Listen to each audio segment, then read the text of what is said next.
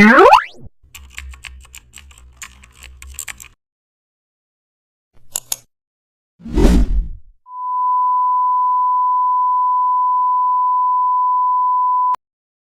back to the channel. Don't forget to like, share and subscribe for more updates.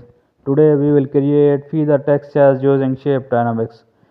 Choose a thin, soft edged brush tip, open brush setting and activate shape dynamics. And also increase size jitter subtly and add angle jitter to create curve shifts. Adjust roundness jitter to refine softness.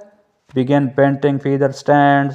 Use long strokes for the main shape and add small flicks for feather detailing. Use light pressure for wisp edges and add darker strokes in the middle. Add highlights along the shaft. Build layers for depth. Shape dynamics gives feather a natural softness and that's how you create feather textures